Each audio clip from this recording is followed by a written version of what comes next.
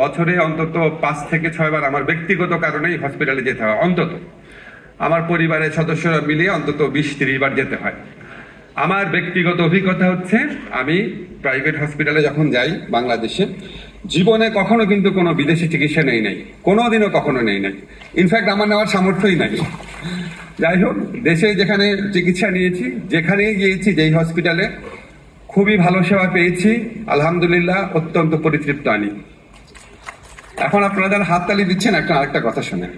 আমি তো পরিতৃপ্ত, আমার কোনো কমপ্লেইন নাই, কারণ আমার কাছে মনে হয়েছে আমাকে মানুষজন চিনত, সরকারে আসার আগে আরো বেশি ভালোবাসতো।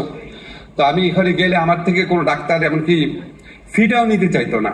তো আমাকে ভালোবেসে ওনারা অনেক ভালো সেবা দিতেন। কিন্তু সবাইকে এই ভালোবাসা পাচ্ছেন, সবাইকে এই ভালোবাসা সহ সেবাটা পাচ্ছেন, এটা হচ্ছে আমার প্রশ্ন। আপনারা কিছু মনে করবেন না, আমি যেহেতু টক শোতে রেগুলার যেতাম, আমার সাথে সবসময় সাধারণ মানুষ রাস্তাঘাটে দেখা হলে কথা বলতো, তারপর বাজারে গেলে কথা বলতো, সবসময় কথা বলতো। আমি মূলত যেই কথাগুলো শুনতাম, আপনারা সবাই হসপিটালের মানুষজন আছেন, মালিক আছেন, এগুলি সত্যি কথা, সব সময় শুনতাম। মেবি এটা জেনারেল চিত্র না, অনেক হসপিটালে ভালো সেবা দেওয়া হয়, কিন্তু জেনারেল যে কমপ্লেইন গুলা করা হয়, আমার মনে হয় আপনাদের কিন্তু আমার বলা দরকার।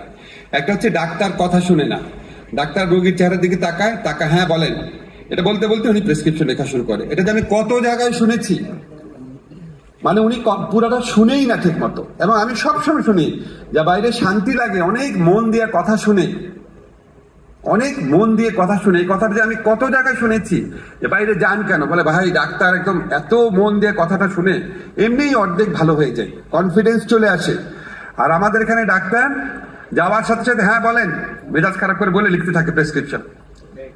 এটা হয়, আপনারা এটা সিরিয়াসলি দেখবেন। সেকেন্ড হচ্ছে অনর্থক টেস্ট দেয়, যাওয়ার সাথে সাথে অনেকগুলো টেস্ট দেয়। আমার বাসায় যে গরিব ছেলেটা আমার হেল্পিং হ্যান্ড হিসেবে কাজ করে, এখানে ঢাকার একটা হসপিটালে গেছে, তার 14টা টেস্ট দিয়েছে। পরে রাগ করে সে ময়মনসিংহ চলে গিয়েছে, টেস্ট ছাড়া ভালো হয়ে ফেরত আসছে, ওখানে পরিচিত ডাক্তার ছিল। এই অত্যাচার বন্ধ করেন। মানুষ অনেক গরিব, এখানে লোকজন খুব গরিব আছে, বড় লোকদের গলা কাটান, সমস্যা নাই। গরিব রোগীদেরকে 14-15টা টেস্ট দেওয়ার প্রক্রিয়া বন্ধ করান। আর এটা হচ্ছে নির্দিষ্ট ওষুধ কিনতে হবে। কেন?